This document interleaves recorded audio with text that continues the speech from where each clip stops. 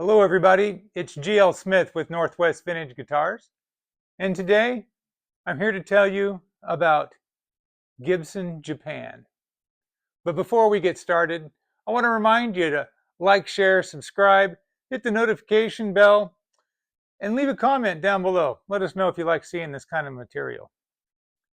So, 1943, the patriarch of the Epiphone brand dies. The business is left to his sons to operate from 43 on, and they kept the thing going. Epiphone, by the time the war came around, they were seen as equals to the best of the archtop builders on the market. Really, they were equals to Gibson. After the old man died and we went through the 40s, Epiphone just kind of kept doing the same thing. They didn't innovate. Their designs got a little long in the tooth and they kind of fell behind the times. Gibson started making market share. And by the time the mid 50s rolled around, really the writing was on the wall.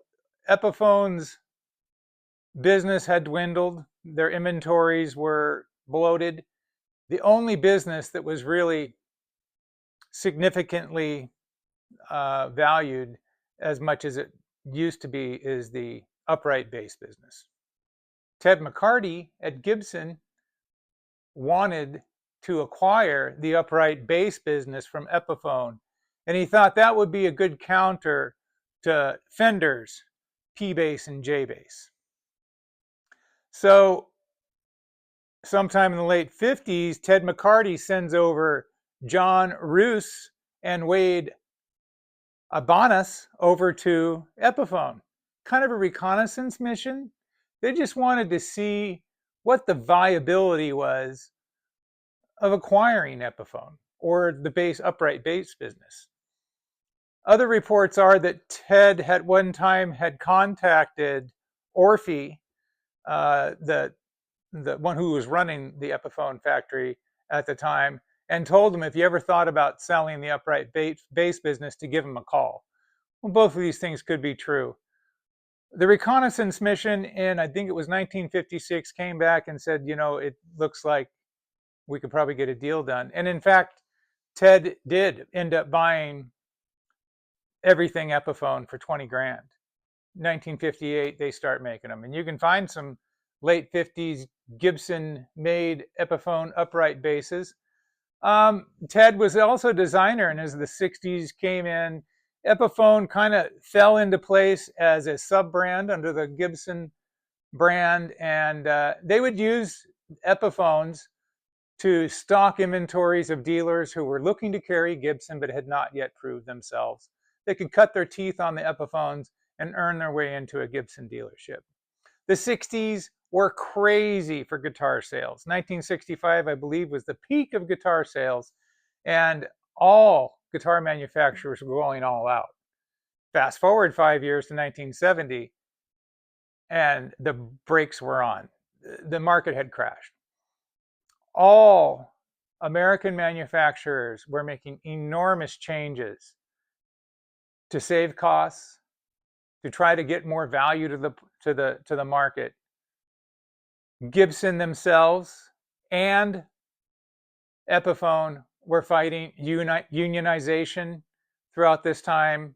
They moved their plants around to get away from union shops to try to keep costs down. That was a big part of it. So by the time 1970 rolls around, actually 1969, Gibson is acquired by Norland Industries, what is to become Norland Industries. And they sign a contract with Matsumoku of Japan. Why'd they do that? Well, because they wanted to start importing Epiphone labeled flat tops to sell in those stores to those dealers who are clamoring for affordable inventory. And look, it's the open book headstock. Gibson pursued manufacturers like crazy for making Japanese versions of their open book headstock and selling them in the States. And they contracted with Matsumoku in 1969 to do exactly the same thing They hit the market in 1971. I believe that the Kalamazoo acoustic production was shut down August of 71, and they had these Matsumoku flat tops ready to roll. We got 3 of them here, and they're their own beast. They really are. In the beginning, when Matsumoku started making them, they were just rebranded versions of the Aria guitars of the time. Now, this is the FT 130, the Caballero. It's a double-aught 18 with an ADJ bridge, kind of a mishmash of Gibson and Martin, but very cool. You get the open Waverly style tuners, Matsumoku made. It's a bolt-on neck. Underneath that plate is 4 sturdy bolts. Now we've set this up. We've gone through, readjusted everything, realigned the neck. We buffed it out to a nice gloss. This is a pretty sweet one. And this would be a 1974. So by 1974, they hadn't quite got away from the Aria. That was an Aria model. But it wasn't very long until Gibson had started to design their own flat tops. And this is a Bard. It's a set neck. This is the top of the line, FT550, I believe. Yeah, the Excelente. This one has a Barkus Berry piezo in it. So typically you'll see these dreadnoughts like this with the rosette, very Aria, very Japanese. But these are 3 flat top dreadnought acoustics made in Japan under contract for Gibson to sell in the United States over a decade before Fender Japan is created. I just thought that was fascinating. I knew these things existed, but I didn't put it all together. This was Gibson doing this. And I don't think most people think of Gibson as being made in Japan until maybe the Orville years. There were some Japanese parts showing up on Gibson American-made guitars in the US. They were sourcing some Japanese parts. But this is guitars. They're having guitars made in Japan. At this same time, in the early 70s, Martin has contracted with Tokai. At first, they were building pieces of dreadnoughts, shipping them back to Nazareth, and they were building the Sigma guitars.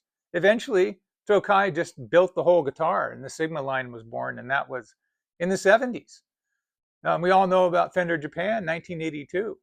So really, Fender was the last one to the table of the big 3, and we don't think of that. We always think of Fender Japan being the flagship because, they've succeeded and carried on for so long. But I thought that was interesting. Ted McCarty started the whole thing, and it was all over upright basses, and it ends up being a dreadnought flat top acoustic line made in Japan by Matsumoku Industries in Matsumoto, Japan. Fascinating. Thanks for tuning in, and join us next time for a history story or an unboxing or whatever we might be talking about. Be sure to like, share, subscribe. Go to the website, northwestvintageguitars.com. We just posted a whole bunch of new listings. These guitars are all listed. I got them all bunched together. They're all really affordable. These are favorites of Ted Wooford. If you follow the YouTube channel, Ted Wooford, they believe he's the president of the Ian Domlin fan club. Shout out to you, Ted. But yeah, these are great guitars.